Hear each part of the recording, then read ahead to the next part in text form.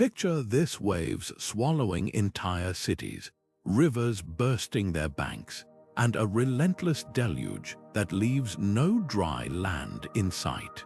Now, imagine the only safe haven left isn't a boat or an ark, but the towering peaks of mountains, piercing through the water's surface like ancient sentinels.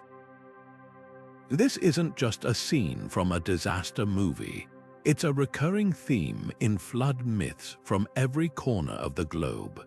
From the biblical story of Noah's Ark resting on Mount Ararat to the Sumerian tale of Ziusudra finding refuge on a mountain after the gods unleashed their wrath, these stories share a striking pattern.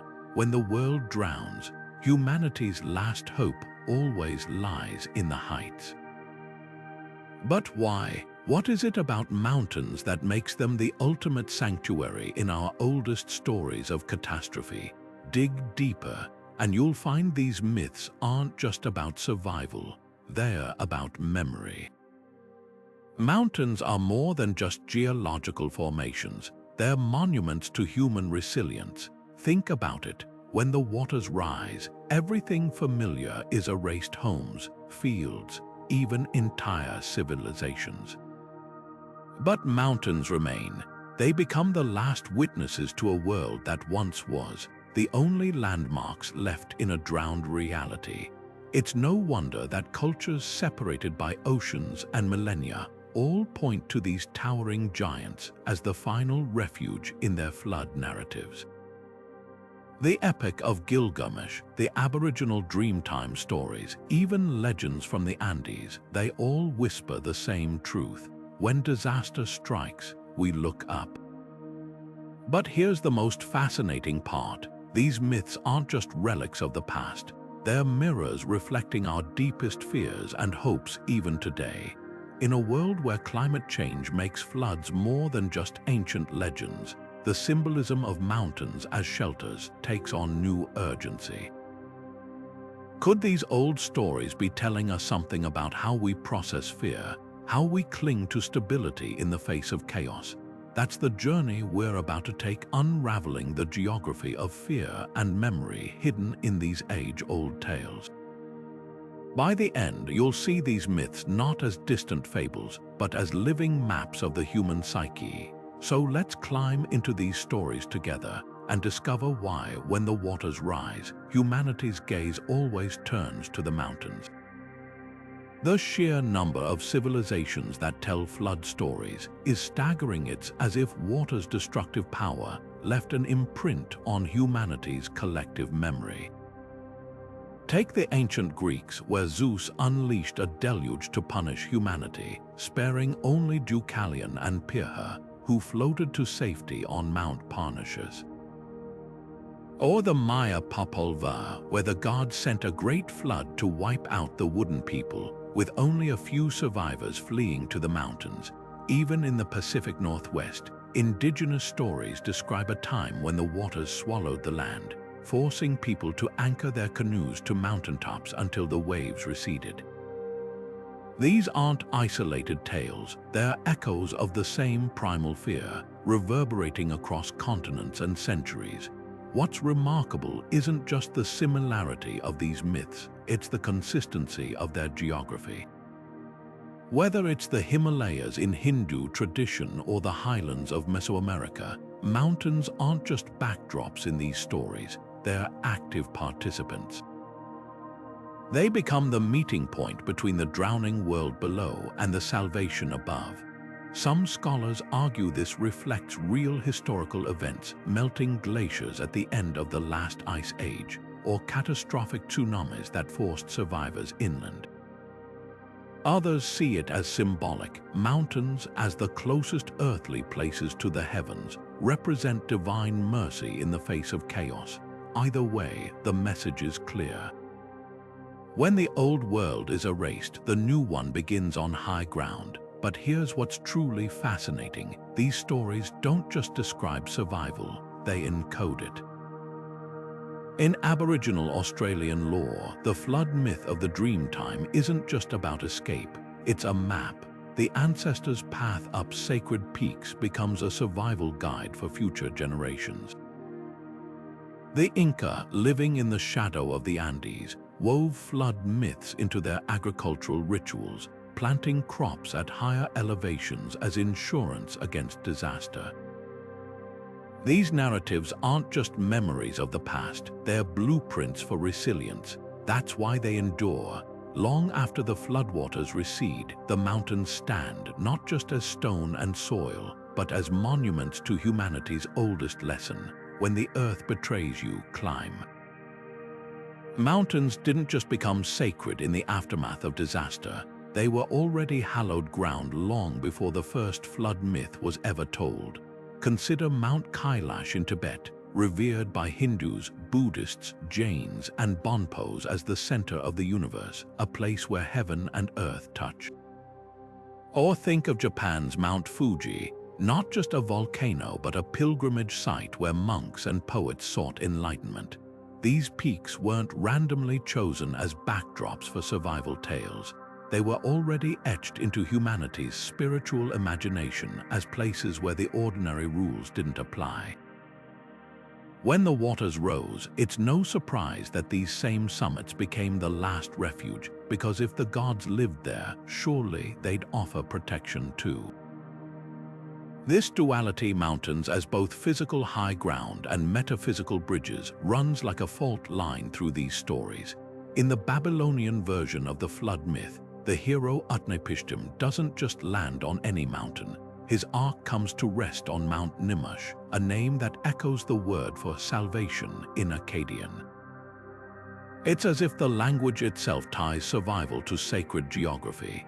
Meanwhile, in the Andes, the Inca didn't just flee to the mountains during floods, they built their entire cosmology around them, with peaks like Osangate considered living deities who controlled water and weather. The message is clear: these weren't just piles of rock, they were active, almost sentient guardians. But here's the layer that often gets overlooked: the act of climbing itself becomes a kind of ritual. In the Norse myth of Ragnarok, the few human survivors don't just stumble upon high ground, they're described as ascending to a place called Gimle, a golden hall atop mountains that even fire and flood cannot touch. The journey upward mirrors spiritual purification, leaving the corrupted world below. Similarly, in the Cherokee flood story, the people who escape aren't passive victims. They're the ones who listened to the animals and followed the trail to the top of Tsistoi, the rabbit's place of dance. Surviving the flood isn't just about luck, it's about being worthy of the mountain's protection. This idea that elevation equals enlightenment transforms these myths from simple disaster tales into something far richer. When the ancient Greeks placed their gods on Olympus, they weren't just imagining a remote palace. They were encoding a truth about human aspiration to rise above chaos, literally and morally.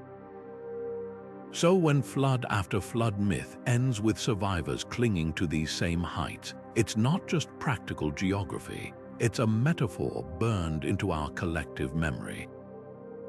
The next time you see a mountain silhouetted against the sky, remember, for thousands of years, humanity hasn't just seen ridges and slopes, we've seen salvation. There's something almost instinctive about the way we react to danger, how our pulse quickens and our feet seem to move before our brains catch up. When the ground shakes or the waters rise, we don't just stand there, we climb. This urge to seek higher ground isn't just cultural, it's etched into our DNA. Evolutionary psychologists call it the high ground bias, a survival mechanism honed over millennia. Picture our earliest ancestors on the savannah. Low-lying areas meant predators, floods, or rival tribes, while hills offered a vantage point to spot threats, defend territory, or flee. That primal calculus, elevation equals safety, still whispers in our bones today, shaping everything from where we build our homes to the stories we tell about catastrophe. Flood myths tap into this ancient wiring with uncanny precision.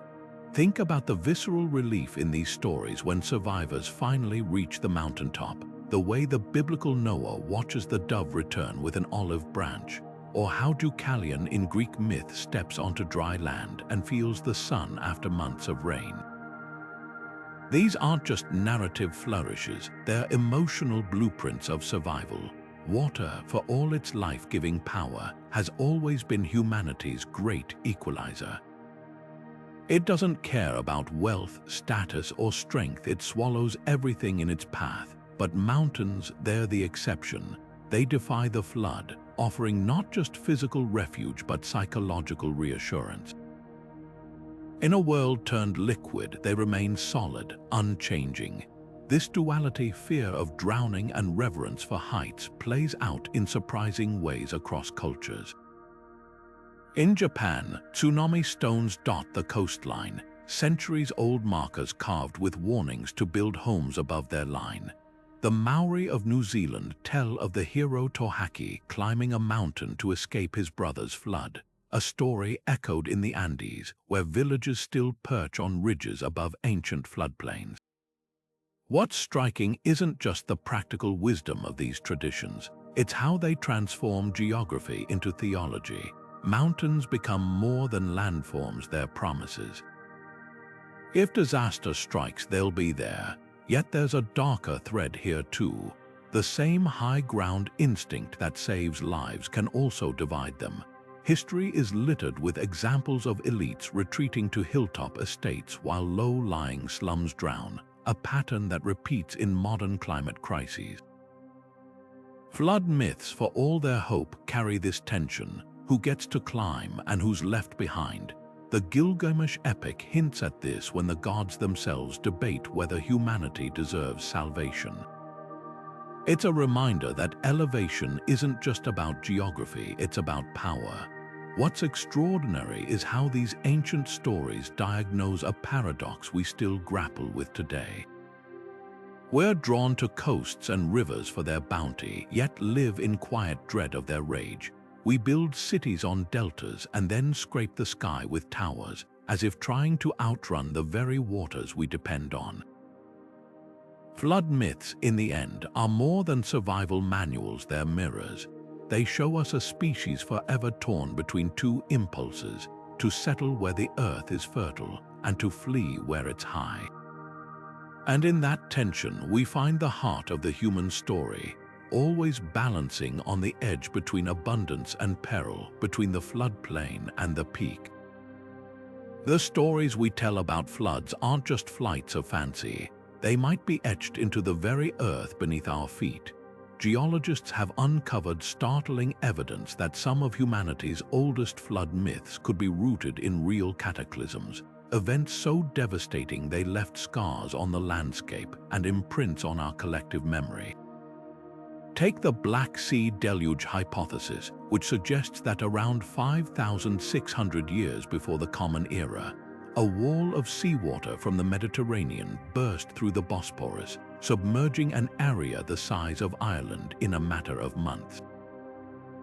For the farming communities living along those shores, it would have been an apocalypse, a slow-motion nightmare as the water crept higher, swallowing villages, fields, and sacred sites.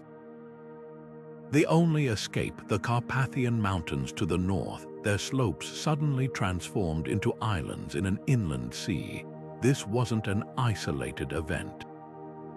Across the globe, the end of the last ice age triggered similar disasters. In North America, the collapse of glacial dams unleashed floods so powerful they carved the channeled scablands of Washington state, with torrents moving 10 times faster than the Amazon River. In Mesopotamia, where the Epic of Gilgamesh was born, sediment cores reveal layers of silt matching the timing of ancient flood myths. And in the Himalayas, geologists have found evidence of colossal lake outbursts, whole valleys drowned when ice dams failed. These weren't just bad weather, they were existential threats, the kind of events that rewrite maps and reshape cultures. What's fascinating is how these geological fingerprints align with the details in flood myths. The Babylonian story of Atrahasis describes a flood so violent that even the gods were terrified, with water pouring over the people like a battle. Compare that to the geological record of the Black Sea deluge, where simulations show waves advancing up to a mile a day.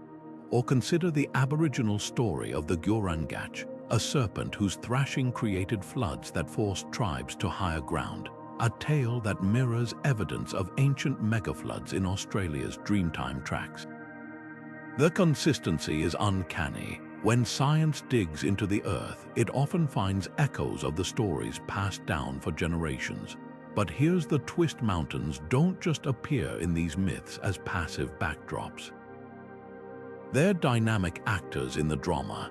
In the Cherokee tradition, the flood survivors didn't just climb to safety. They had to earn the mountain's protection by listening to the wisdom of animals.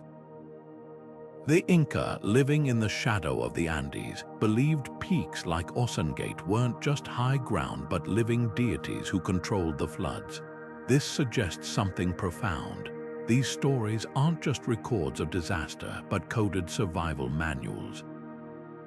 By weaving sacred geography into myth, our ancestors turned mountains into more than escape routes. They became symbols of resilience, teaching each new generation where to go when the waters rise.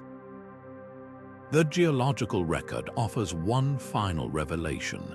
Many of these cataclysms occurred during periods of rapid climate change, when melting glaciers and shifting weather patterns made floods more frequent and severe. Sound familiar today as rising sea levels and superstorms redefine coastlines? Those ancient stories feel less like relics and more like warnings. When the Sumerians wrote of the gods unleashing the flood because humanity had become too noisy, or when the Maori spoke of Tohaki climbing to the heavens to escape his brother's rising waters, they weren't just explaining the past. They were preparing us for the future. The mountains in these myths stand not just as monuments to survival, but as waypoints reminding us that when the earth shakes and the waters come, our oldest stories might just hold the map to higher ground. Long before the first clay tablet was etched with cuneiform or papyrus scrolls unfurled, humanity's history lived in the breath and bones of storytellers. Picture a circle of firelight, generations gathered as an elder's voice trembles with the weight of memory. When the waters came, only those who reached the high places lived. This wasn't just entertainment, it was survival data passed down like a lifeline.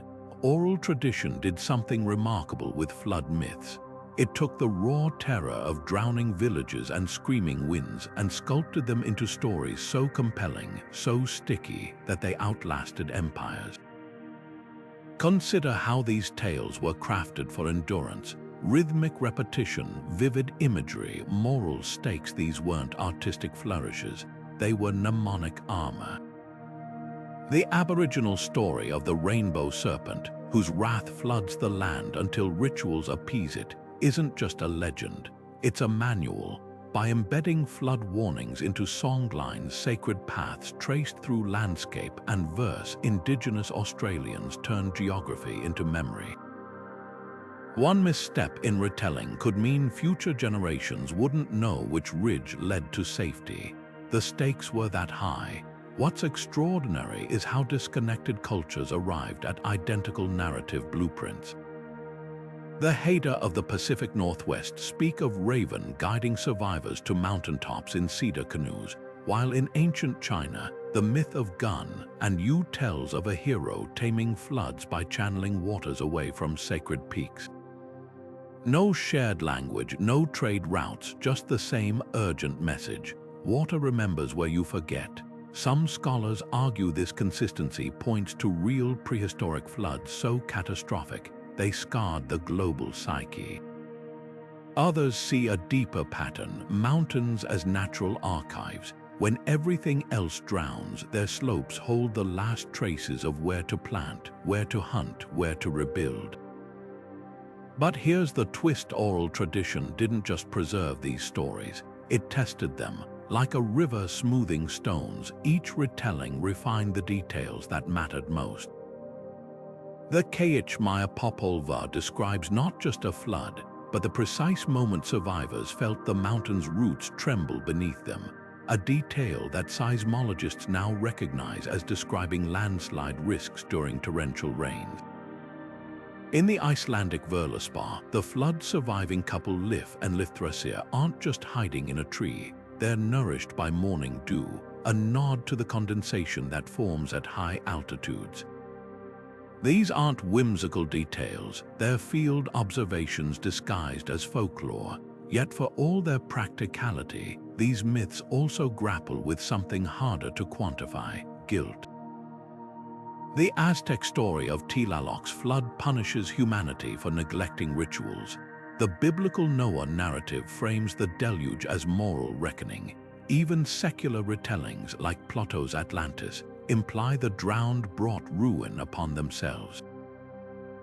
This thread, that survival requires more than elevation, but worthiness, reveals oral tradition's genius. By weaving ethics into geology, our ancestors made sure the lesson stuck. Climbing the mountain isn't enough. You must deserve to stay there. Today, as we digitize our world at dizzying speeds, it's worth pausing at this paradox. The oldest stories, the ones scribbled not on clay but in breath, are the ones that outlasted everything. When a Yupik elder describes the great flood that forced her ancestors to anchor boats to Mount Ararat, she's not reciting history. She's renewing it, voice by voice, so the next generation knows which slopes to run toward when the permafrost melts. The mountains in these stories were never just stone. They were the first hard drives, and oral tradition the original backup system. Water doesn't just drown the land in these myths, it unravels reality itself. In the Babylonian creation epic, the goddess Tiamat isn't merely a body of water. She's the swirling, primordial chaos that existed before order. When the god Marduk slays her, he doesn't just calm the seas, he carves her corpse into the fabric of the cosmos, turning chaos into structure. This isn't unique to Mesopotamia. The Hebrew Bible describes the flood as a return to that pre-creation state, where the fountains of the great deep burst forth and the windows of the heavens opened. Water here isn't just a destructive force. It's the undoing of creation, the erasure of boundaries between sky, sea, and land. Mountains disrupt this chaos by doing what water cannot. They resist. In Hindu tradition, Mount Meru isn't just high ground. It's the axis of the universe, a fixed point around which the oceans swirl helplessly. The Norse envisioned their world tree Yggdrasil surviving even Ragnarok's floods because its roots clutch the bones of mountains. These stories reveal a profound truth. When everything else dissolves, elevation becomes more than physical, it's metaphysical. Climbing isn't just an act of survival, it's a defiance of entropy. Consider how this duality plays out in the details. The Sumerian flood hero Ziusudra doesn't just float to a mountain. He's instructed to preserve the seed of mankind there, as if the peak itself sanctifies the new beginning. In Greek myth, Deucalion's first act upon landing on Mount Parnassus isn't to celebrate, but to perform a ritual, throwing stones that become a new human race. The message is clear: mountains don't just offer shelter from the flood. They're altars where order is reconsecrated. Water may erase, but heights remember. Yet there's a haunting irony here. These same cultures that feared water's chaos also revered its life-giving power. The Nile's floods nourished Egypt, the Tigris and Euphrates birthed Mesopotamian civilization, and monsoon rains sustained Indus Valley cities. This tension, water as both destroyer and sustainer, mirrors humanity's own relationship with nature's unpredictability. Flood myths distill that paradox into narrative. The very force that cultivates life can also obliterate it in an instant. Mountains, by contrast, offer no such contradictions. They don't give life, but they preserve it, neutral, unchanging, reliable. Modern psychology finds echoes of this ancient symbolism in our instinctive reactions. Studies show that people consistently associate descending with negativity and rising with hope, a cognitive bias so ingrained that languages worldwide link up with virtue and down with ruin.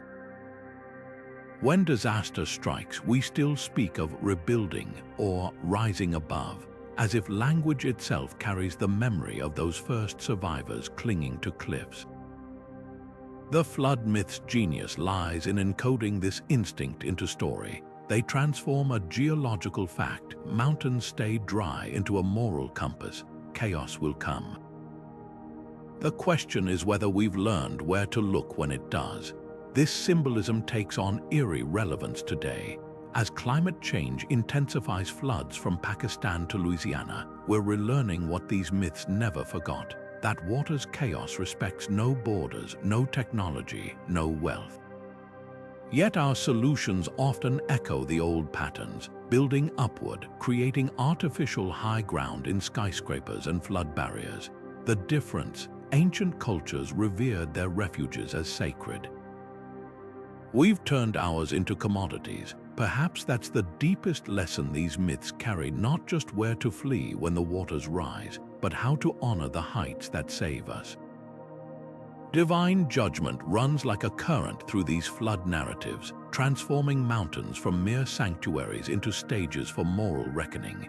Take Noah's story. The biblical ark doesn't drift aimlessly. It's divinely steered to Mount Ararat, a landing spot chosen not for convenience but for symbolism. Ararat wasn't just the highest peak in the region. In ancient Near Eastern cosmology, it was considered the navel of the world, a place where heaven and earth met. By stranding Noah there, the story makes the mountain a threshold. Those who descend from its slopes aren't just survivors, they're the purified heirs of a washed, clean world. This theme of moral Chinese letter survival as reward echoes across cultures with eerie consistency. The Greek Deucalion isn't spared because he's lucky. He's singled out as the most just of men, weathering Zeus's flood atop Mount Parnassus before repopulating the earth by casting stones that spring into virtuous humans. Similarly, in the Hindu Shatapatha Brahmana, the sage Manu escapes the deluge by clinging to a Himalayan peak after showing compassion to a fish, a small act of kindness that spares him from annihilation. These stories share a chilling arithmetic. The flood isn't random. It's a scalpel cutting away the corrupt to make room for the worthy. But here's the paradox: these myths rarely paint survival as a purely happy ending. The Babylonian Utnapishtim granted immortality after his mountain refuge, lives forever haunted by the screams of the drowned. The Kayich Maya Popol describes survivors shivering on their peak, watching the stars flicker back to life like tentative promises. Even Noah, celebrated in tradition, plants a vineyard immediately after the flood, a detail some scholars read as self-medication against trauma. The mountain, then, isn't just a platform for renewal, it's a vantage point to witness the cost of starting over. This duality, destruction and hope intertwined, reflects how ancient cultures processed real disasters. When the Indus Valley cities drowned around 1900 BCE, or when the Minoan civilization collapsed under tsunamis, survivors didn't just rebuild. They ritualized the trauma. Archaeologists find flood layers at Mesopotamian sites topped by purification altars, as if scrubbing the earth could appease whatever forces sent the waters. The mountains in these myths serve a similar function. By elevating the chosen few, they transform catastrophe from meaningless suffering into a narrative with moral shape. What's striking is how these ancient themes reverberate today. Modern disaster narratives still lean on the trope of the deserving survivor. Think of films where the selfish CEO perishes while the selfless hero escapes. But flood myths add a layer we often ignore: the survivor's guilt. The Maori story of Tohaki doesn't end with his ascent to safety. He spends eternity listening to the voices of the drowned below. Maybe that's the real lesson these peaks whisper. Renewal isn't clean. It's climbing a mountain with the weight of what and who couldn't follow. The Maori legend of Rota doesn't just mirror other flood myths, it dances to the rhythm of the Pacific. When the waters rise, Rota doesn't build an ark. He lashes together a waka, a sacred canoe carved from the heartwood of the forest. The storm carries him not to a generic peak, but to the summit of Hikurangi, a mountain woven into tribal identity as the first place where Maui's fishhook pulled the North Island from the sea. This isn't random geography. The waka and the mountain are two halves of the same story, one representing the Maori's seafaring resilience, the other their unshakable bond to the land. Compare that to the Incan tale of the fox on Vilcabamba, where survival hinges not on human ingenuity but on an animal's instinct. The fox doesn't prey or build, it simply knows where to run, its paws finding the hidden paths up the Andes long before the water swallows the valleys below. These variations aren't just decorative, they're cultural survival manuals. For the Maori, whose world stretched across ocean currents, salvation arrives in a vessel that honors their navigational mastery. For the Inca, whose terraced agriculture clung to mountain slopes, the fox embodies the wisdom of observing nature's cues. Even the mountaintops themselves tell a story. Hikurangi isn't just high ground, it's the anchor of Maori creation myths. Vilcabamba isn't just a peak, it's part of the Inca's sacred sex system, a network of spiritual lines connecting temples and springs. The floods don't erase these meanings, they amplify them. When the world drowns, the mountain isn't just shelter, it's the keeper of identity. Yet beneath these differences lies a shared intuition about elevation. In the flood myths of the Tlingit people of Alaska, survivors cling to Mount Edgecumbe, a volcano where ravens bring them food. In the Celtic tradition, the Welsh hero Dwyfyn escapes to Snowdon slopes as a magical salmon guides him. Ravens, foxes, salmon, these aren't whimsical additions. They're reminders that survival isn't purely human. The Cherokee say it plainly in their flood story. When the waters rose, it was the animals who led the people to safety, their instincts mapping the path to Tsistoi. These narratives reject the idea of humanity's dominance over nature, instead framing survival as collaboration. The most striking contrast emerges in how cultures explain the flood's origins. In the Babylonian epic of Gilgamesh, the gods send the deluge because humans are too noisy. The Aboriginal story of the rainbow serpent describes floods as punishment for breaking taboos. But in the Finnish Kalevala, the hero Väinämöinen survives a flood caused not by divine wrath but by a careless spell, a reminder that chaos can arise from simple mistakes. These explanations aren't just mythology, they're theories of disaster. Is catastrophe moral, random, a test? Each culture's answer reflects its deepest values. What unites them all is the mountain's role as both archive and oracle.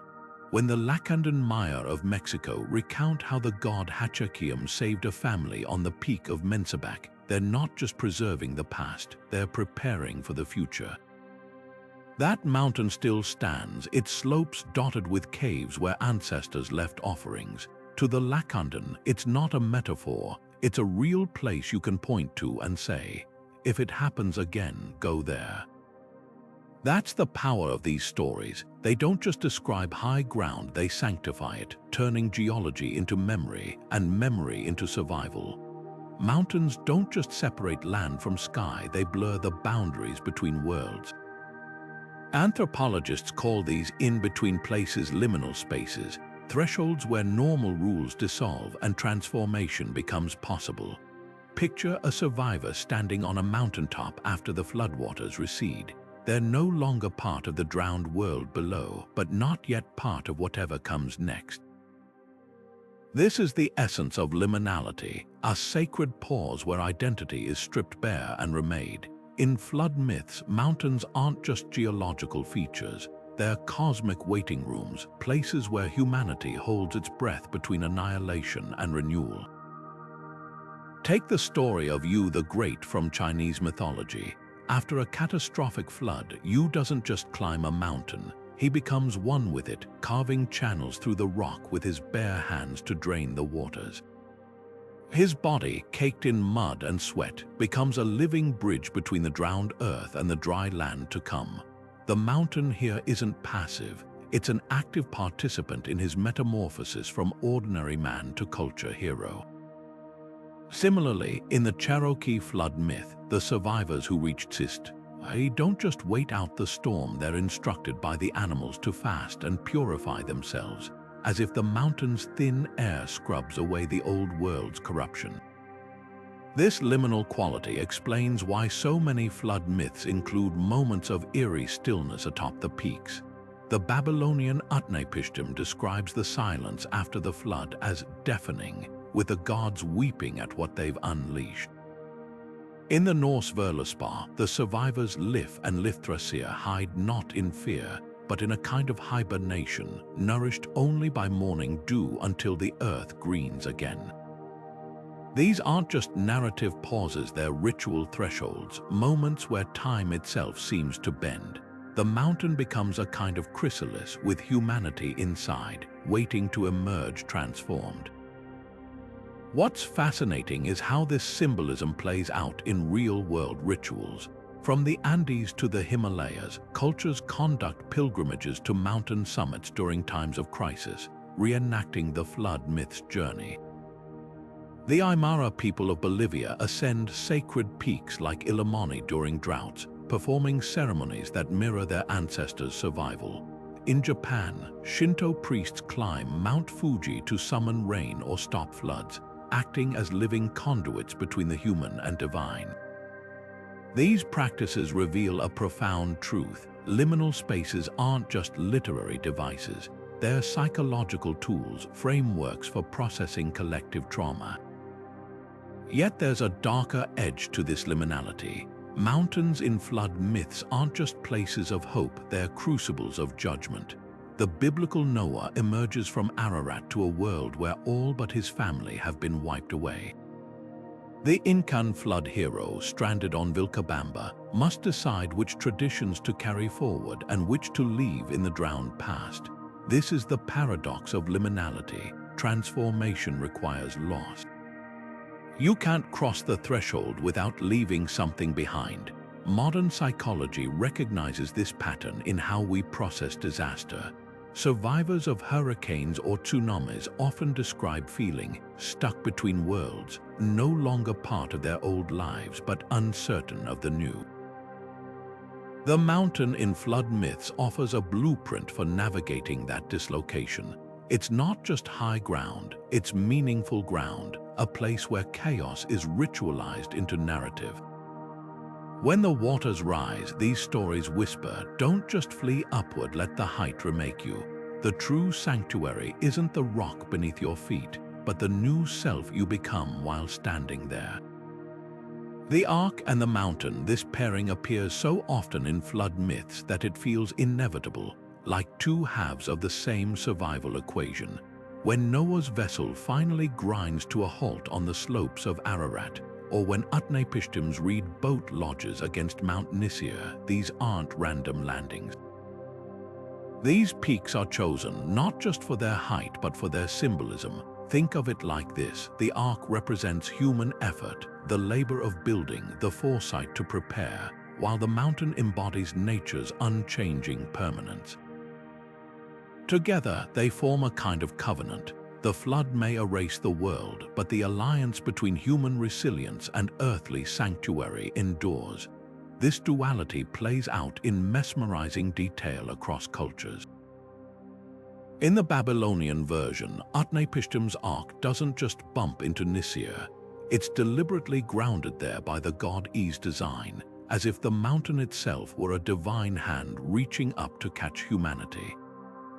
The Zoroastrian story of Yima goes further. His underground refuge, the Vara, isn't just a shelter but a microcosm of the world, nestled against a mountain's roots.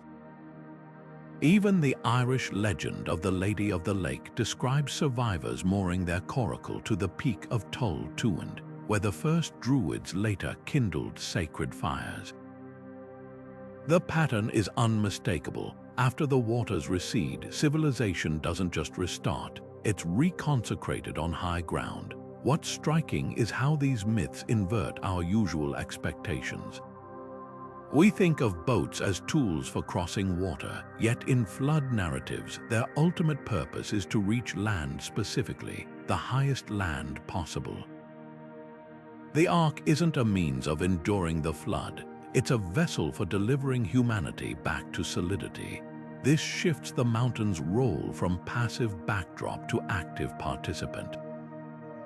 In the Armenian tradition, Ararat isn't just where Noah lands, it's where he plants the first vineyard, turning its slopes into a cradle of agriculture. The Inca said the same of Vilcabamba. The survivors didn't just hide there, they learned to terrace its sides, transforming the mountain into a blueprint for their empire. But here's the layer that often goes unnoticed. The mountain doesn't just receive the Ark, it tests it. In the Sumerian tale of Ziusudra, the flood hero sends out birds 3 times from his mountaintop perch, mirroring Noah's dove.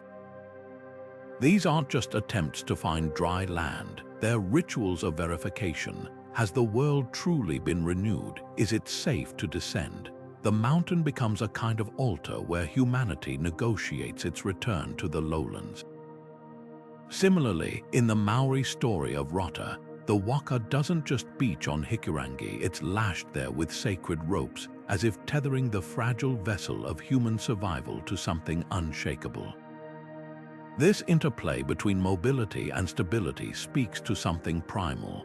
The Ark is transient by nature, built for a single purpose, soon to be discarded. But the mountain, it's eternal. By grounding the Ark there, these myths enact a profound transfer. The temporary becomes permanent, the frantic journey gives way to rootedness. It's no accident that so many flood survivors become farmers afterward. Noah plants vines, Deucalion sows stones, Yima's people emerge to till the soil. The message is clear. After the chaos of water comes the order of earth, and the mountain is where that transition begins. Yet there's a tension here too. The same peaks that offer salvation also isolate.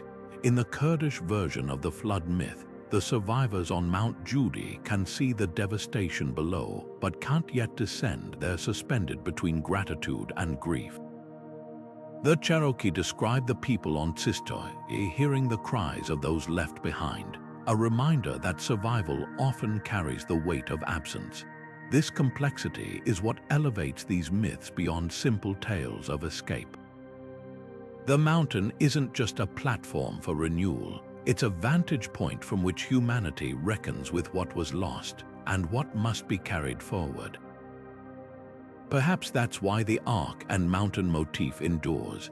It captures the paradox of disaster. To survive is to be both chosen and burdened, to stand on solid ground while knowing how fragile that ground really is. When we hear these stories today of Ararat, Nisir, Hikurangi, we're not just listening to ancient survival manuals, we're hearing echoes of our own dilemmas. How do we build arks in an uncertain world? And when the flood comes, will we recognize the mountains that await us? Floods don't just reshape landscapes, they carve themselves into the psyche of those who survive them. Psychologists who study collective trauma point to something startling: the way flood myths repeat certain details. The rising waterline, the desperate scramble for high ground, the eerie silence after the storm, mirrors the symptoms of post-traumatic stress. It's as if these stories aren't just tales, but fossilized memories of real events so devastating, they altered how entire cultures viewed the world. Take the recurring motif of the world-cleaning flood, found everywhere from Mesopotamia to Mesoamerica. This isn't just a poetic device, it's a cognitive coping mechanism. When reality is shattered by disaster, the mind often reconstructs it as a deliberate act, a purge rather than chaos. The mountain's role in these narratives takes on new significance when viewed through this lens. For survivors of real floods, high ground isn't just practical, it's psychological salvation.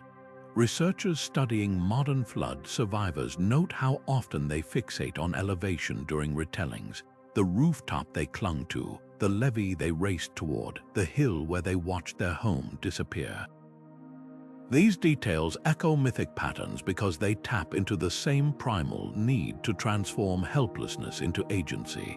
By casting the mountain as a deliberate refuge rather than an accident of geography, flood myths give trauma a shape. The Babylonian Ziusudra doesn't just float to Mount Nisir, he's guided there by the god E, turning random survival into a story of divine favor. This narrative alchemy turning terror into meaning explains why flood myths so often include ritual elements. The Cherokee survivors on Tsistoy don't just wait out the waters, they fast and pray, purifying themselves as the mountain's soil clings to their hands. In the Aboriginal story of the Rainbow Serpent, the flood's end comes only when the people perform the correct songs. These aren't embellishments, they're trauma responses. Ritual imposes order on chaos, and mountains, as the only landmarks left standing, become natural altars for that reckoning. Modern parallels abound. After the 2004 Indian Ocean tsunami, survivors in Assay rebuilt their villages but left one house untouched on a hill, a memorial perched deliberately above the waterline, just like the myths of their ancestors. Yet there's a darker undercurrent here. Collective trauma doesn't just inspire resilience, it can breed exclusivity. Many flood myths divide survivors into the chosen and the drowned, a narrative that may reflect real social fractures after ancient disasters. The biblical Noah is singled out as righteous. The Kayich Maya Popolva describes the flood wiping away a flawed humanity to make room for the true people. These themes hint at how trauma can distort memory, turning shared suffering into stories of moral or ethnic superiority. Archaeologists find evidence of this in places like Çatalhöyük in Turkey, where flood layers are followed by defensive walls, as if the disaster didn't just scar the land, but severed trust between communities. What makes these myths extraordinary is their dual nature. They're both warnings and comfort. The Haida story of Raven guiding people to mountaintops doesn't just recount a past flood, it primes future generations to recognize safe high ground. The Inca's tales of Vilcabamba weren't folklore, they were survival maps with terraced slopes serving as flood-proof pantries. This interplay between memory and utility reveals the genius of oral tradition. By encoding trauma into story, our ancestors found a way to scream across centuries. This happened, don't forget, and if it happens again, here's how to live. Today, as climate change turns flood myths into headlines, their psychological weight becomes undeniable. When Houston drowned in 2017, survivors described feeling like Noah as they fled to freeway overpasses. When Germany's Ahr Valley was swallowed in 2021, locals spoke of the water with a reverence usually reserved for ancient legends. The mountains in these modern stories aren't geologic features, they're parking garages, hospital roofs, the second floors of suburban homes. The scale has changed, but the instinct hasn't. Trauma etches itself into culture in patterns as predictable as floodwaters, and just as relentless in seeking the highest ground. In countless creation stories, mountains aren't just part of the landscape, they're the very scaffolding of reality. The Hindu Mount Meru isn't merely a peak, it's the axis mundi, the central pole around which the entire universe spins. Greek mythology gives us Atlas, holding the celestial sphere aloft on his shoulders, his mountainous form the only thing preventing sky from crashing into earth. These aren't poetic flourishes, they're ancient blueprints of cosmic architecture. When flood myths position survivors atop these pillars, they're doing more than offering escape routes. They're staging humanity's last stand at the beating heart of creation itself. Consider how this plays out in the details. The Babylonian flood hero Utnapishtim doesn't just land on any high ground. His ark comes to rest on Mount Nisir, a name linguistically tied to words meaning salvation and foundation. In Aztec tradition, survivors of the fourth sun flood cling to Mount Colhuacan, believed to be one of the four directional pillars holding up the heavens. Even the biblical Ararat wasn't chosen at random. In Armenian cosmology, it was considered the world's navel, the first solid ground to emerge from the primordial waters. These connections reveal a pattern. Flood myths don't just use mountains as settings, they cast them as the last functioning pieces of a crumbling cosmic machine. This symbolic weight transforms the act of climbing. In the Maori story of Tohaki escaping the deluge, his ascent to Mount Hikurangi isn't just physical, it's a realignment with the divine order. The mountain slopes become a ladder between the drowned world of humans and the undrowned realm of the gods. Similarly, when the Inca flood survivors reach Vilcabamba, they don't just find shelter. They rediscover the sect lines, the sacred pathways that organize Incan space and time. The message is clear. When the floods come, the way back isn't forward, it's upward, toward the structures that keep reality intact. Modern geology unknowingly echoes this ancient intuition. The Himalayas, Andes, and Alps aren't just high ground. They're the planet's tectonic sutures where continental plates collide and rebuild the Earth. Like Atlas bearing the sky, these ranges literally hold continents in place. It's no coincidence that many of them overlap with flood myth locations. The human subconscious seems to have recognized their foundational role long before science confirmed it. When the Cherokee described the great flood survivors anchoring themselves to Tsistoi, they're not just recounting history, they're acknowledging that some landforms are more than land, they're the bones of the world. Yet there's a haunting beauty to how these myths handle the aftermath. The Norse survivors Lif and Lifthrasir don't just repopulate the earth from their mountain refuge. They do so under Yggdrasil, the world tree whose roots clutch the bones of ancient peaks. The Hindu Manu, saved on Mount Mandara, uses it as the churning rod to stir the ocean of milk and remake creation. These stories suggest something profound. Mountains aren't just shelters from chaos. They're the furnaces where new worlds are forged. When the waters finally recede, it's not to a restored earth, but to one fundamentally changed, and the survivors, having stood at the axis of it all, carry that transformation in their bones. Perhaps that's why these cosmic pillars appear so often in our oldest disaster narratives. They represent the ultimate paradox, both the most stable and most dynamic places on Earth. Glaciers carve them, earthquakes shake them, yet they endure while floodplains vanish beneath the waves. In a universe that sometimes feels like it's coming apart at the seams, they're the stitches holding everything together. So when flood after flood myth ends with humanity clinging to these heights, it's not just about survival. It's about remembering where the world begins. Archaeologists digging through the mudflats of southern Iraq in the 1920s made a discovery that sent shivers down the spines of historians: the ancient city of Ur, buried under nearly 10 feet of sterile silt. This wasn't just ordinary soil buildup, it was the unmistakable fingerprint of a catastrophic flood. One so violent it left behind a layer of sediment stretching over 400 miles. Suddenly, the Sumerian flood myth of Ziusudra, where the gods turned the land to clay, stopped sounding like allegory and started reading like an eyewitness account. What's even more telling, the survivors of Ur's flood wouldn't have had to look far for escape. Just 50 miles to the east, the Zagros Mountains rise like a stone fortress, their slopes pocked with caves that still bear traces of ancient campfires. This pattern repeats at flood sites across the globe. In China's Yellow River Valley, layers of silt dating back 4,000 years coincide with the legendary flood of Yu the Great, a disaster so vast it supposedly took decades to tame. In Turkey's Black Sea region, marine archaeologists have found submerged settlements eerily matching the timeline of the biblical flood, with nearby peaks like Mount Ararat looming as obvious sanctuaries.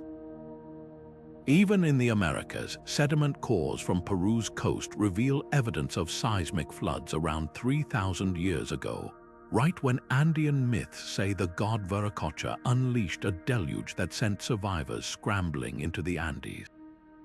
The correlation is too consistent to dismiss as coincidence, but here's where archaeology gets really interesting. These flood layers aren't just random disasters, they're often followed by cultural rebirths. At the silt stratum separates two distinct phases of civilization, with pottery styles and architecture evolving dramatically after the waters receded. In the Indus Valley, flood deposits coincide with the rise of sophisticated drainage systems in cities like Mohenjo-Daro, as if the trauma of drowning forced innovation. Mountains play a key role here too. The Inca didn't just flee to the Andes during floods, they studied them, building terraced farms on slopes safe from inundation and storing emergency grain in high-altitude kulkas. These aren't just survival strategies, they're the birth certificates of resilience. Some of the most compelling evidence comes from what isn't there. In Mesopotamia, archaeologists note a sudden absence of reed huts in post-flood layers, replaced by brick homes on raised platforms. In Greece, sediment cores from Lake Copais show how Mycenaean engineers redirected floodwaters after their own deluge myths took root. Even the materials tell a story. The bitumen-coated ark in the Epic of Gilgamesh mirrors the waterproofing techniques used on real Mesopotamian boats found buried in silt. These details suggest flood myths weren't just campfire tales, but oral blueprints passed down to prepare future generations. The mountains anchoring these stories add another layer of proof. In the Zagros, archaeologists have found temporary shelters stocked with grain reserves at elevations matching flood sediment lines. Peru's Quechua legends speak of storing quinoa seeds in mountain caves during floods, a practice confirmed by ancient caches discovered at 13,000 feet. Perhaps most telling are the handprints. In Turkish caves near Ararat, pressed into mud walls dating to the Black Sea deluge period, are hundreds of tiny palm prints, children's hands, preserved in the very places where families might have waited out the rising waters. This interplay between dirt and legend reshapes how we see flood myths. They're not just metaphors or moral lessons, but cultural memory banks, storing survival data across generations. When the K.H. Maya Popolva describes the wooden people fleeing to mountains before the flood, it's not fantasy, it's a reflection of real Mesoamerican villages built on volcanic slopes after lowland cities drowned. When the Babylonian warns Utnapishtim to tear down his house and build a boat, it echoes the pragmatic adaptations seen in Mesopotamian architecture after each major inundation. Even the animals in these stories check out. DNA studies show sudden drops in terrestrial species diversity after known flood events, followed by repopulation from highland refuges. What emerges is a stunning realization. Flood myths might be among humanity's earliest forms of disaster science. By encoding real survival strategies, which mountains to climb, which materials float, how to store food above waterlines, they functioned as prehistoric emergency manuals. The silt layers at the handprints in Anatolia, the terraced Andes slopes, these aren't just artifacts. They're the physical counterparts to the stories, the bones of the myths. And in their silent testimony, they ask us a haunting question. If ancient floods left such indelible marks on stone and story alike, what traces will our own rising waters leave for future archaeologists to uncover? There's a rhythm to survival that echoes across these ancient flood stories, not just the frantic scramble to high ground, but the slow, deliberate transformation that happens there. Joseph Campbell's hero's journey isn't just for epic quests. It's etched into the very bones of flood myths, with mountains serving as the ultimate threshold between annihilation and rebirth. Take the Hindu legend of Manu, the sage who clings to a Himalayan peak as the waters rise. His ordeal doesn't end when the flood stops, it begins. Stranded on that windswept height, he receives divine wisdom, the laws that will govern the new world. The mountain isn't just shelter, it's a crucible where the old Manu dies and the progenitor of humanity emerges. This pattern repeats with uncanny precision. The Babylonian Utnapishtim steps onto Mount Nisir not as the man he was, but as an immortal forever marked by the god's secrets. Deucalion and Pirha, the lone survivors of Greece's deluge, don't just repopulate the earth from Mount Parnassus. They do so by casting stones that spring to life, a metaphor for the hard truths they've absorbed on those slopes. Even Noah's story follows this arc. When his ark grounds on Ararat, he doesn't just unpack animals, he builds an altar, signaling a covenant between heaven and earth. The mountain becomes the stage where survivors negotiate their return, carrying not just their lives, but the weight of what they've learned. What's striking is how these myths mirror the psychological stages of trauma recovery. Modern therapists recognize that survival isn't just about physical escape, it's about integrating the experience. The mountain serves that exact function in these stories.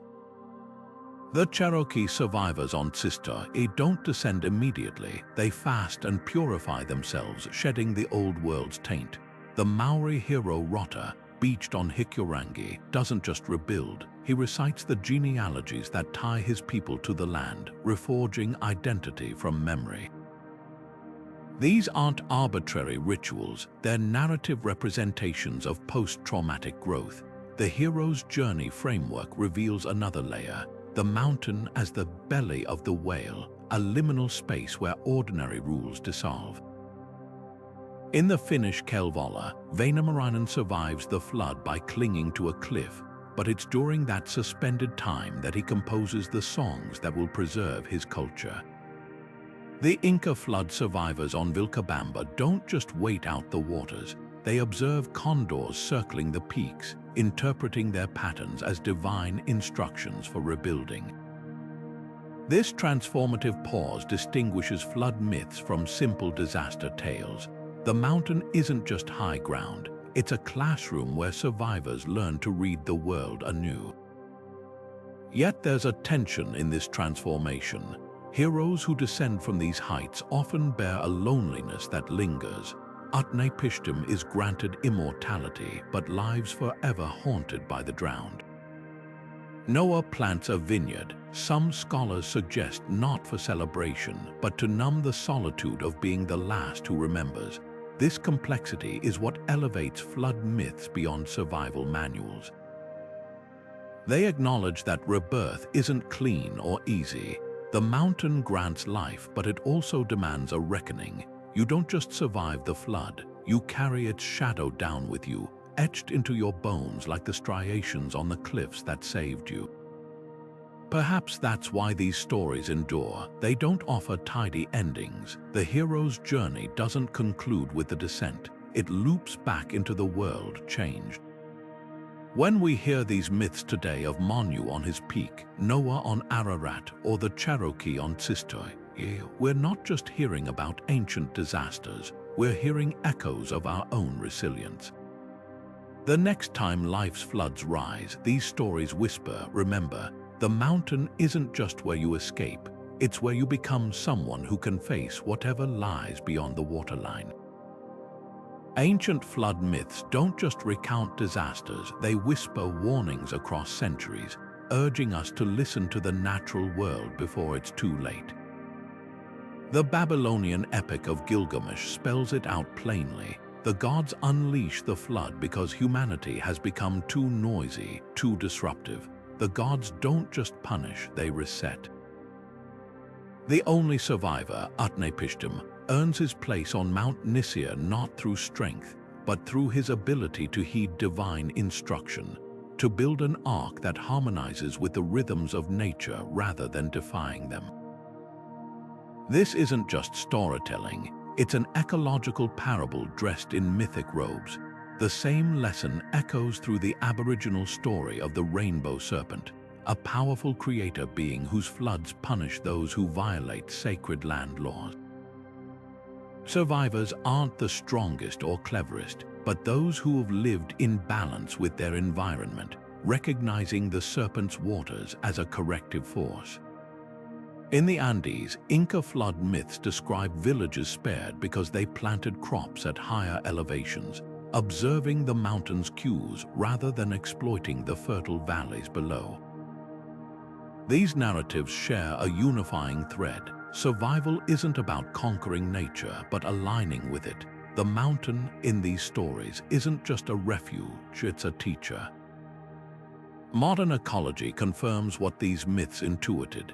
Indigenous practices like the Maori's Kaishiakatanga guardianship of land and sea mirror the sustainable wisdom encoded in flood myths. Studies show that forests on sacred mountains, from the Himalayas to Ethiopia, often have higher biodiversity because traditional protections preserve them as natural arks during environmental upheaval. Even the biblical flood's aftermath carries this insight. Noah doesn't just release a dove to find land, he waits for an olive branch, a symbol of peace between humanity and the scarred earth. The message is clear. Resilience isn't just about reaching high ground, it's about carrying the right relationship with you when you climb. Yet there's a haunting irony here. Today's climate crises unfold like flood myths in slow motion, with marginalized communities, often those who have lived most sustainably, pushed to the front lines. The parallels are impossible to ignore. When Hurricane Maria devastated Puerto Rico in 2017, it was the farmers in the Central Highlands practicing traditional agroecology who recovered fastest. Like the Inca on Vilcabamba, they'd adapted to instability long before the disaster struck. Meanwhile, deforestation and coastal overdevelopment, modern versions of the noise that angered the gods in Gilgamesh, amplified the destruction. The ancient warnings were right all along. Disrespect the balance and the waters will come. What these myths offer isn't just prophecy, it's a blueprint. The Cherokee flood story doesn't end with survival. It describes survivors learning from animals which plants to forage and where to rebuild. The Maori hero Rota, stranded on Hikurangi, doesn't just wait for rescue. He studies the mountain's ecosystems, ensuring his people can thrive in the new world. This is the true gift of these narratives. They don't just tell us to flee upward, they teach us how to live differently once we get there. In an era of melting glaciers and rising seas, that lesson feels less like myth and more like the most urgent survival manual we possess. The mountains in these stories stand as more than geographic features. They're living libraries of resilience, their slopes etched with the wisdom of countless generations who learned the hard way. When the next flood comes, literal or metaphorical, we'll need more than lifeboats. We'll need the humility to listen to the stories that have been trying to save us all along. The moment the floodwaters recede, something strange happens to the mountain in these myths. It transforms from a temporary refuge into a permanent landmark of memory. Think of it like this: when Noah steps off the ark onto the slopes of Ararat, he doesn't just see a pile of rocks. He sees the place where his old world ended and his new one began. The Cherokee survivors on Psyche don't merely descend when the waters retreat. They leave behind handprints in the caves, as if pressing their grief into the stone itself. These mountains become more than geography. They're the first museums of collective trauma, where every crevice and outcrop holds the weight of what was lost. This idea of mountains as memory sites isn't just poetic. It's baked into the geology of myth. In the Babylonian epic of Gilgamesh, Utnapishtim's ark doesn't just land on Mount Nisir, it becomes part of its story. Later generations would point to that peak and say, that's where the flood stopped. The Inca did something even more deliberate. They built sect lines, sacred pathways radiating from their capital, connecting temples to mountains like Vilcabamba, ensuring flood survival stories were physically woven into the landscape. These weren't casual markers, they were ritualized reminders, turning elevation into education. Modern psychology recognizes this impulse. We call it topographic memory, the way humans attach meaning to landscapes after disasters. After Hurricane Katrina, survivors began painting X codes on their drowned homes, turning neighborhoods into ad hoc memorials. In Japan, tsunami stones dot the coastline, some centuries old, engraved with warnings like, "Do not build below this point." These aren't so different from the Kayich Maya flood myths, where survivors marked sacred trees on mountain slopes to warn future generations. The instinct is universal. When words fail, we let the land speak for us. But here's what ancient cultures understood that we often forget: memory isn't just about looking back. The Maori legend of Rota doesn't end with his waka canoe stranded on Hikurangi. It describes how he replanted the mountain's forests, weaving new life into the very place that saved him. The Greek Deucalion, stepping down from Parnassus, doesn't just mourn, he throws stones that become a new human race. These myths suggest that true memorializing isn't passive remembrance, it's active regeneration. The mountain holds the grief, yes, but it also becomes the soil where hope takes root. Today, as climate change reshapes coastlines, this ancient wisdom feels urgently relevant. When a village in Bangladesh flees a cyclone for the Chittagong Hills, they're not just escaping water, they're retracing the steps of their ancestors' flood stories. In Alaska, indigenous communities mapping retreat from rising seas are deliberately choosing higher ground that appears in oral histories as safe havens. The pattern is clear. The mountains in these myths were never just backdrops, they were, and still are, the hard drives of human resilience, storing not just where we've been, but where we might need to go next. The next time you see a mountain silhouetted against the sky, try this. Imagine it not as rock and snow, but as a living archive.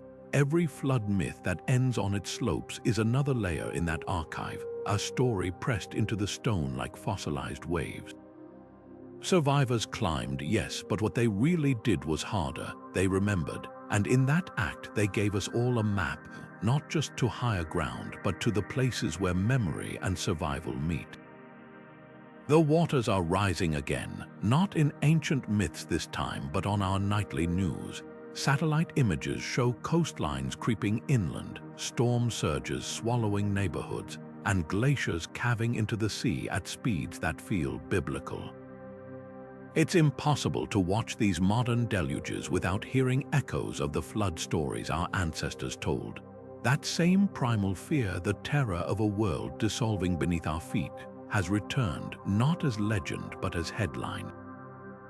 What's striking isn't just the parallel between ancient warnings and current crises. It's how those old narratives suddenly feel less like folklore and more like field guides. Take the Marshall Islands, where elders speak of a time when the ocean swallowed whole atolls, leaving survivors to rebuild on the scant high ground. For generations, these stories were cultural heirlooms. Now, with salt water seeping into freshwater wells and palm trees toppling into the surf, they've become survival manuals. Just as the Inca read the Andes for signs of coming floods, Marshallese navigators today study wave patterns and wind shifts, blending ancestral knowledge with climate models. The mountains in their stories aren't distant peaks, they're the fragile coral ridges that still, for now, break the tide. This interplay between myth and modern anxiety reveals something profound. Flood stories were never just about water. They were about uncertainty, the gut-churning realization that the rules of the world can change overnight. When the Sumerians described the gods turning the land to clay, or when the Maori spoke of Tohaki's brothers flooding the earth in jealousy, they were grappling with the same existential dread that keeps coastal planners awake today. The difference: our ancestors had mountains, not just as physical refuges, but as psychological anchors, fixed points in a world coming undone. Today's climate crisis lacks that literal high ground. For every family retreating to Vermont's hills as hurricanes swamp their Miami condo, there's a Bangladeshi farmer with nowhere to climb but a levee that might not hold. Yet the myths still offer a roadmap. The Cherokee didn't just flee to Tsistoi, they rebuilt in harmony with floodplains, leaving buffer zones where the water could safely rise. The Dutch, facing similar threats, have resurrected this ancient wisdom, designing room for the river projects that mimic natural overflow channels. These aren't technological triumphs so much as returns to the old truths buried in flood narratives. Resistance is futile, but adaptation is eternal. Perhaps the most haunting lesson lies in what these stories omit. Few flood myths celebrate the hero who builds the tallest wall or fights back the waves. Survival belongs to those who read the signs, the Babylonian Utnapishtim heeding E's warning, the Andean fox leading villagers uphill before the dam breaks.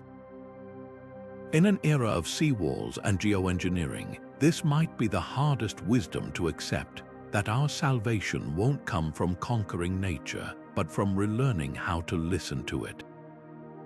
The mountains in these tales were never passive backdrops, they were teachers, and their first lesson was always the same: the water always wins. The only choice is whether you'll be ready when it comes. So as we face our own rising tides, these ancient stories offer a strange comfort. Not because they promise happy endings, many don't, but because they prove we've navigated this terror before. The same instincts that guided survivors up Ararat and Hikurangi still pulse in us. The urge to mark high ground, to pack the seeds and scrolls, to tell the children which slopes to run for when the sirens sound. Climate change may be unprecedented in scale, but in rhythm it's as old as rain. And somewhere in those old flood myths, between the drowned world and the new, lies a truth we're only now remembering. Apocalypses are never just endings. They're the brutal, necessary births of whatever comes next. The journey from floodwaters to mountaintop isn't just about survival. It's a cosmic elevator ride through the layers of human understanding. Picture the moment when Noah's Ark scrapes against Ararat's slopes, or when Utnapishtims read boat lodges into the mud of Mount Nisir. These aren't random landings, they're carefully choreographed climaxes where humanity, having plunged into the abyss, claws its way back toward the light. This vertical dance down into chaos, up toward order, isn't unique to flood myths. It's the backbone of nearly every spiritual tradition. The Babylonian underworld was a watery pit. The Hindu concept of samsara cycles through dissolution and rebirth like tides. Even modern psychology frames trauma as a descent into darkness before the slow climb toward healing. The flood myth, then, isn't just a disaster narrative. It's the oldest map we have for navigating life's inevitable collapses and resurrections. What's revelatory is how consistently these stories frame the mountain as more than a physical destination. In the Hindu flood legend, Manu doesn't just reach the Himalayas, he receives the Matsya Purana, a sacred text, as if the peak itself were a transmitter of divine wisdom. The Greek Deucalion, stepping onto Parnassus, doesn't just repopulate the earth, he does so by casting the bones of his mother stones, interpreted through oracle speak, that spring into a new, more virtuous humanity. These peaks aren't just high ground, they're launch pads for metamorphosis. The water below erases, but the heights transform. This duality mirrors rites of passage worldwide, from indigenous vision quests where seekers ascend sacred peaks to Christian baptisms that symbolically drown the old self before rebirth.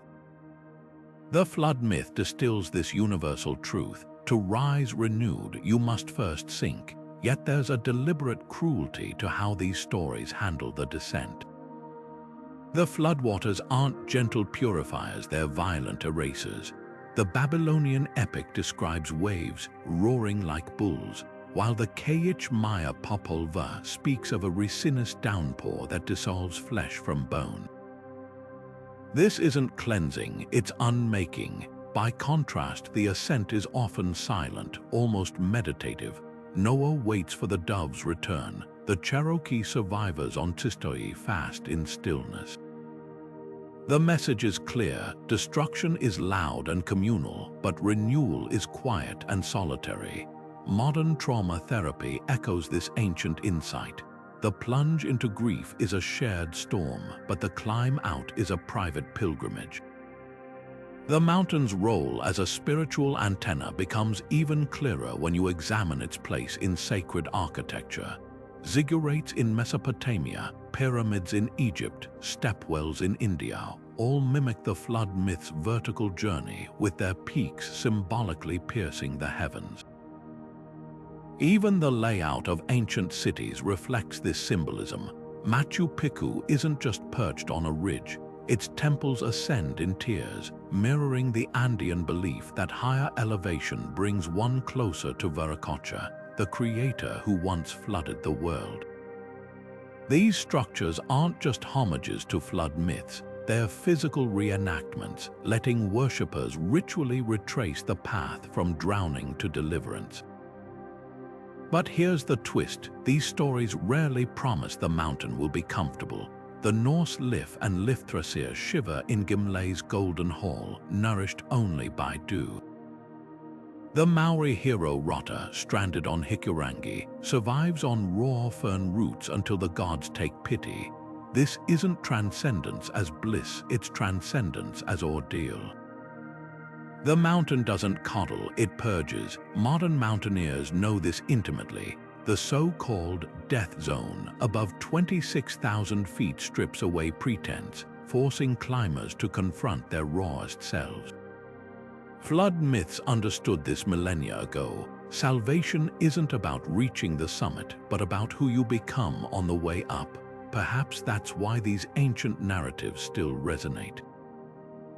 They don't sugarcoat the journey. The descent will terrify, the climb will exhaust, but the mountain, whether Ararat, Parnassus, or Tsistoy, stands as both witness and reward. It's the place where the old you drowns and the new one takes its first breath. When life's floods come, these stories whisper, don't just fight the current. Look for the peaks hidden in the downpour, not because they promise easy answers, but because they mark the path to whatever version of yourself survives. Before the first gods drew breath or humans walked the earth, many cultures imagined the world beginning the same way it ends, with water. But not just any water, a dark, endless sea from which a single mound slowly rises. The Egyptians called it the Benben stone, that first piece of dry land emerging from Nun's chaotic waters. The Sumerians depicted it as the ziggurat, a stepped mountain where heaven and earth met. Even the Hindu Rigveda describes creation starting when the primordial Purusha was sacrificed atop a cosmic peak, his body forming the world. What's startling is how closely these creation stories mirror flood myths, as if destruction and birth are two sides of the same coin. The connection runs deeper than symbolism. In the Babylonian Enuma Elish, the god Marduk slays the watery chaos monster Tiamat and splits her body to form the sky and earth, essentially recreating the world from the remnants of destruction. Sound familiar? It's the same pattern we see in flood myths. The waters come, wipe the slate clean, and the mountain becomes the nucleus of a new beginning. The Incan creator god Viracocha emerges from Lake Titicaca after a great flood, shaping a fresh humanity from stone on the shores. The Cherokee story of the Great Flood ends with the surviving animals and people repopulating the earth from the slopes of Tsistoy, echoing their own creation myth where the first humans emerged from the mud of a mountain cave. This cyclical view of time where endings seed new beginnings transforms mountains into more than just landmarks. They become hinges between worlds. The Egyptian Benben wasn't just a rock, it was the crystallization of order from chaos, the prototype for every pyramid and obelisk that followed. Similarly, the Sumerian ziggurats weren't merely temples, they were reenactments of that first emergence, their stairways symbolizing the climb from watery oblivion to structured existence. Even the biblical Ararat, where Noah's Ark comes to rest, was traditionally considered the same peak where the Garden of Eden once stood, tying the flood's end back to creation's start. The most profound insight lies in how these myths frame destruction.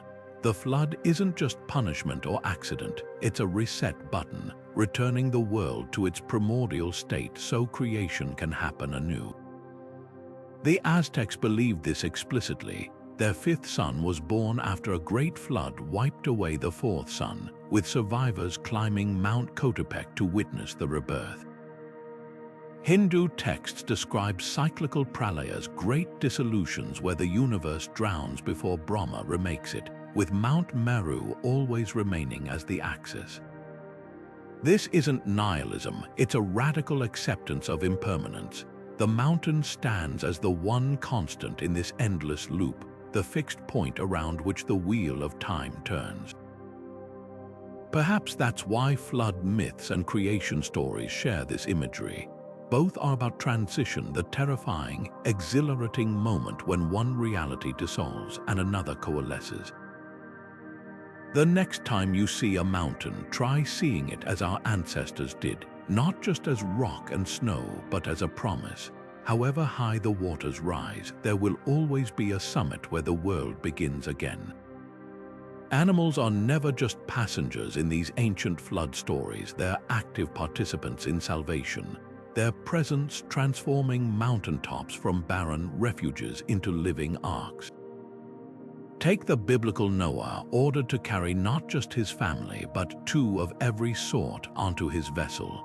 This isn't merely a practical directive, it's a theological blueprint. The mountain where his ark lands becomes a floating Eden, a snapshot of creation's diversity preserved against the void. But this motif echoes far beyond Genesis.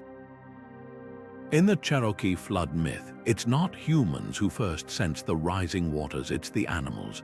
A dog's frantic digging, a beaver's hurried dam building, the frantic flight of birds all serve as warnings. By the time the people realize the danger, it's the creatures who lead them uphill, their instincts mapping the path to Tsistoy like living compasses. What's revelatory is how differently cultures envision this partnership. The Babylonian Utnapishtim loads his ark with grain and gold alongside animals, emphasizing material continuity. Contrast that with the Maori legend of Tohaki, where a divine whale guides the hero's waka canoe to Hikurangi's slopes, carrying not just species but ancestral knowledge in its wake. Even the details of selection carry weight, while Noah's story stresses pairs for reproduction. The Aboriginal rainbow serpent myth describes animals chosen for their ecological roles, like the kangaroo who clears brush for new growth. These variations aren't arbitrary. They're cultural lenses revealing what each society valued most when facing annihilation. The mountain's transformation into a temporary ecosystem is particularly striking. In the Andean flood story, survivors on Vilcabamba don't just huddle with llamas and guinea pigs, they carefully ration the animals' feed, recognizing that their survival is interwoven with the herds. The Inca understood what modern ecology confirms. Grazing patterns at high altitudes prevent soil erosion, creating fertile ground for post-flood agriculture. Similarly, the Haida of the Pacific Northwest tell of ravens bringing salmon to the stranded on mountaintops, ensuring protein for rebuilding. These narratives don't just describe rescue, they encode sustainable practices, turning survival into symbiosis. Yet animals in these myths aren't just practical allies, they're moral mirrors. The Kayich Maya Popol Vuh describes how the wooden people, flawed predecessors of humanity, are judged not by gods alone, but by the creatures around them. The animals speak of their mistreatment, justifying the flood's cleansing. This theme resurfaces in the Welsh tale of Dwyfyn, spared from the waters because he shared his last bread with a starving dog. The mountain here becomes more than sanctuary. It's a proving ground where humanity's relationship with nature is tested. Those who ascend aren't just the physically strong, but those who have earned the animals' trust. Modern conservation biology unintentionally echoes these ancient intuitions. Seed banks in Norway's Svalbard or biobanks freezing endangered Dimne are secular arcs, mirroring Noah's mandate. Climate migration models now prioritize corridors for wildlife movement, recalling the Cherokee's animal-led exodus. The difference: our ancestors wrapped these strategies in stories because they understood something science is relearning. Facts alone don't motivate survival. We need narratives where every creature, from the mightiest bear to the humblest beetle, has a role in the epic of perseverance. Perhaps that's the deepest lesson in these animal-filled flood myths. They remind us that salvation was never meant to be a solo journey. When the waters rise, it's not just our lives we're fighting for, it's the entire living tapestry we're part of. The next time you see a bird winging toward higher ground before a storm, think of Tsistoi's cliffs, thick with wings and paws and hooves. The mountain saves, but the animals show us how to deserve it. In Aztec mythology, the Great Flood wasn't just a disaster, it was a crossing. When the waters swallowed Aztlan, the ancestral homeland, survivors didn't just climb the sacred mountain of Colhuacan to escape, they ascended into a new phase of existence. The peak became more than shelter, it was a threshold where the living stepped closer to the realm of the gods. This idea that floodwaters could dissolve the boundaries between worlds isn't unique to the Aztecs. In ancient Egypt, the pyramid texts describe how the deceased pharaoh would navigate celestial floods to reach the Mound of Creation, a symbolic mountain where rebirth began. The water here isn't just destructive, it's transformative, carrying souls and sometimes whole civilizations from one state of being to another. The connection between mountains and the afterlife runs even deeper in the Tibetan tradition. Mount Kailash isn't merely where the flood hero Manu found refuge. It's considered the stairway to Shambhala, a hidden kingdom where enlightened beings wait beyond time's reach. Pilgrims who circumambulate its base believe they're retracing the steps of those who escaped the primal deluge, walking a path that mirrors the journey from mortality to enlightenment. What's striking is how these stories reframe survival. It's not just about living through the flood, it's about what you become after crossing through it. The mountain isn't the end of the journey, it's the gateway to whatever lies beyond. This blurring of boundaries shows up in unexpected places. the Welsh legend of Cantre'r Gwaelod tells of a sunken kingdom off the coast of Cardigan Bay, its bells still heard beneath the waves during storms. But the story doesn't end with the drowning. Local lore claims that on certain nights, the peaks of Snowdonia act as conduits, allowing the drowned to whisper to the living. Here, the flood isn't a clean break between life and death, but a lingering overlap, a space where the mountain mediates between realms. Similar themes echo in Japan's tsunami stones, inscribed with warnings that double as prayers, their elevated placement ensuring they speak to both the living and the ancestors who carved them. What unites these traditions is the idea of the mountain as a place of reckoning. The Kayich Maya Popolva describes the flood survivors on their sacred peak, not just rebuilding, but being judged by the gods before earning the right to repopulate the earth. The Norse Gimle, that golden hall atop mountains where Lif and Lifthrasir wait out Ragnarok's floods, isn't a paradise, it's a proving ground where humanity's worth is tested before the new world dawns. This moral dimension transforms the mountain from passive geography into an active participant in the soul's journey. It's not enough to reach the summit, you must confront what the flood washed away and what you carry forward. Modern grief psychology finds eerie parallels in these ancient narratives. Therapists speak of flooding as a metaphor for overwhelming loss and of climbing out as the slow process of rebuilding meaning.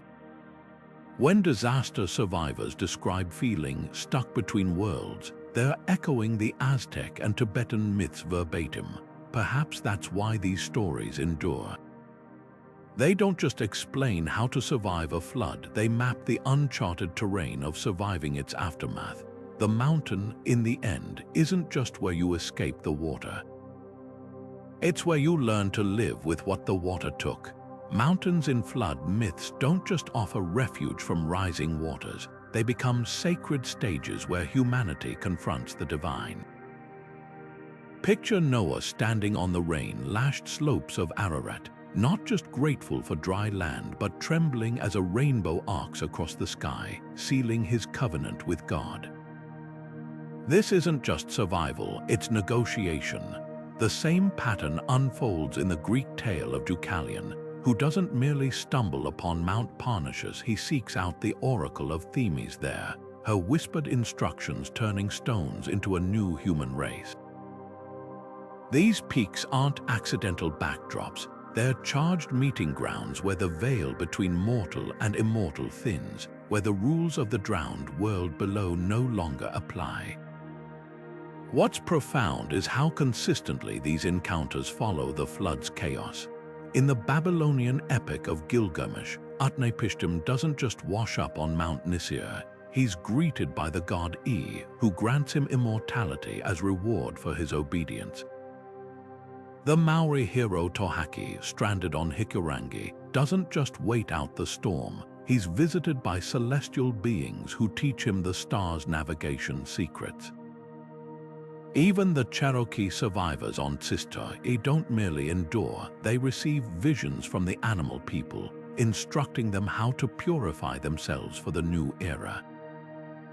The pattern is unmistakable. The mountain becomes a divine switchboard, the one place where the gods still pick up the line. This liminal quality, the mountain as threshold, explains why so many cultures build their holiest sites on elevations. The Israelites had Sinai, where Moses received the tablets amid thunder. The Hindus have Kailash, where Shiva sits in eternal meditation. In flood myths, this spiritual geography takes on urgent stakes. When the world drowns, the mountain isn't just high ground, it's the last functioning embassy between heaven and earth. The Aztecs believed their flood survivors on Coatepec witnessed the birth of the fifth sun there, the gods debating humanity's fate as the waters receded below. The Inca said Vilcabamba's sum, it was where Viracocha appeared, his staff tapping the stones to release new springs of life. These aren't just epiphanies, they're resets, divine interventions that recalibrate the relationship between creators and the created. Yet these encounters are rarely easy. Noah's covenant comes with harsh new dietary restrictions. Deucalion's oracle demands he cast his mother's bones, a riddle requiring brutal interpretation. The K'ch'maya survivors on their sacred peak must pass tests of humility before the gods allow repopulation. This friction reveals a deeper truth. The mountain doesn't just host divine meetings, it filters them. To reach revelation, survivors must first shed their old selves, like snakes wriggling free of waterlogged skin. Modern pilgrims scaling Japan's Mount Fuji or Greece's Mount Athos still describe this stripping away, the thinning air mirroring the thinning ego, until only raw openness remains. The most haunting examples come from myths where the divine meeting goes unanswered. The Kurdish legend of Mount Judy describes flood survivors calling out for days, their voices echoing off the cliffs until they realize the gods have left them to rebuild alone. In the Icelandic Völuspá, Lif and Lifthrasir crouch in Gimle's Golden Hall, waiting for a sign that never comes. These stories acknowledge the mountain's duality. It's a place of revelation, yes, but also of terrifying silence. The same peaks that amplify prayer can also throw back your voice unanswered, until you understand salvation isn't just about reaching the heights, it's about learning to listen to what the heights don't say. Perhaps that's why these sacred summits linger in our collective imagination long after the floodwaters drain.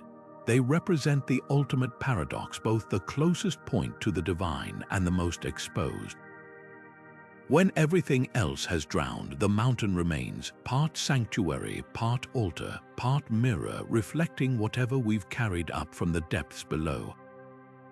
Modern storytellers haven't abandoned flood myths, they've given them new life, dressing ancient fears in the language of climate reports and disaster headlines. Take the blockbuster film 2012, where Tibetan monasteries perched on the Himalayas become humanity's final arcs as the world drowns below. It's a scene that could have been lifted straight from the Epic of Gilgamesh, only now the threat isn't divine wrath but melting ice caps. Or consider Jeff Vandermeer's novel Born, where rising seas force survivors into the skeletal remains of skyscrapers, man-made mountains in a world where nature's high ground has vanished. These aren't just updates to old tales, they're proof that flood myths were never really about the past. They're blueprints for processing our own looming catastrophes. What's fascinating is how these modern versions twist the traditional mountain refuge. In Paolo Bacigalupi's The Water Knife, the wealthy don't flee to natural heights. They build towering arcologies in the desert, privatizing salvation behind carbon fiber walls. Meanwhile, the poor cling to highway overpasses, their concrete slopes the closest thing to sacred ground in a drought-ravaged wasteland. This inversion lays bare a brutal truth. In an age of inequality, even survival geography has been gentrified.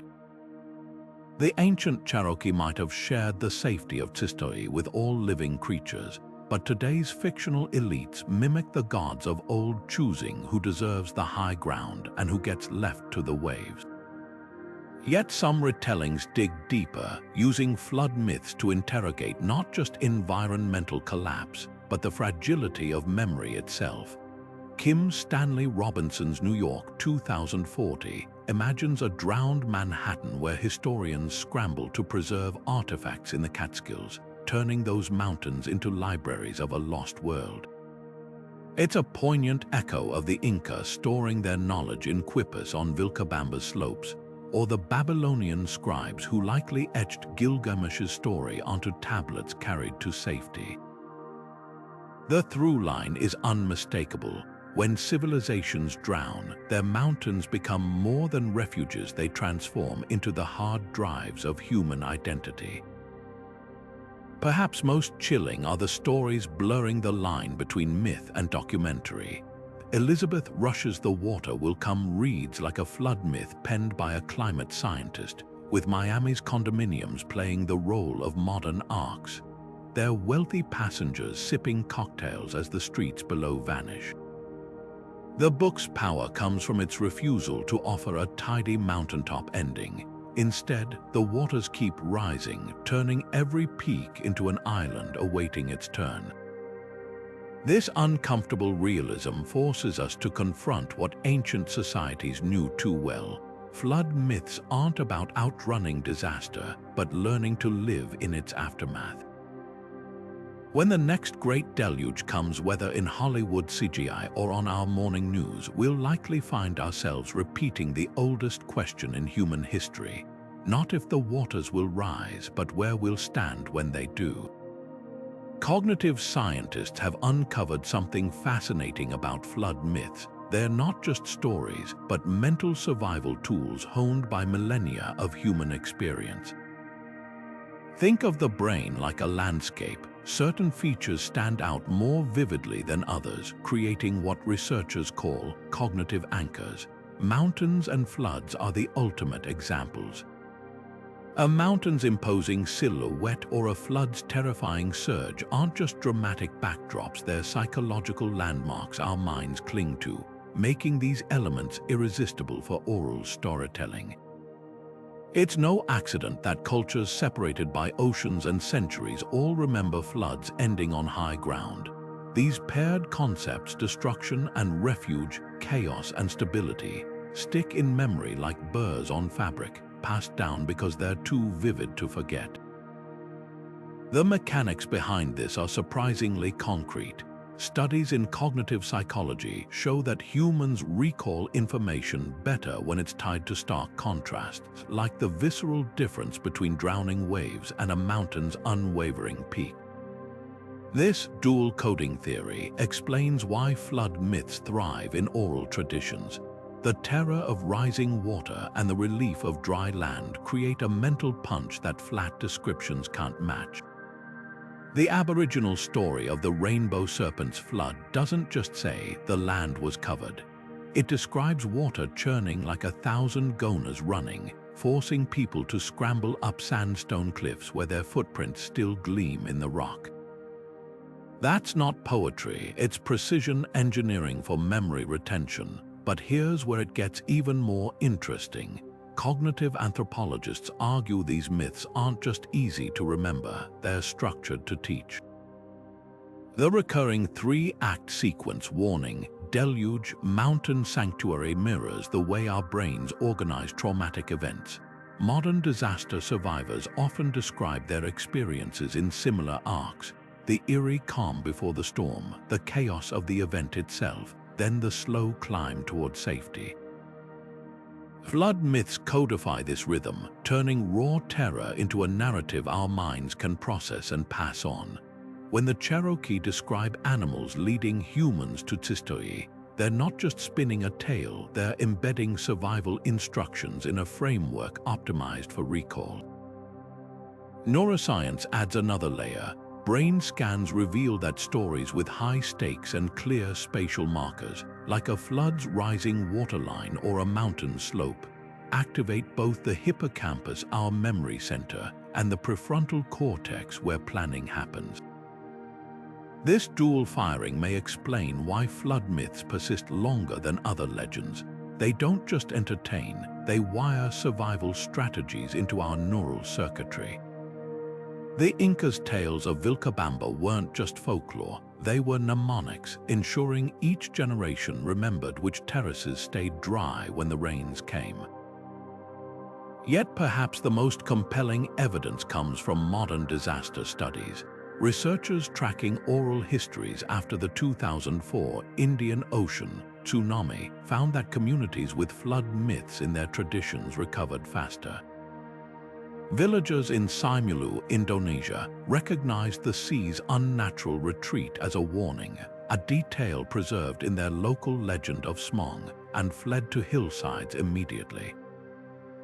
Their myth, like so many others, had encoded not just the memory of disaster, but the muscle memory of how to survive it. The mountain in these stories isn't just a setting, it's a cognitive life raft buoyed by the very science of how we remember.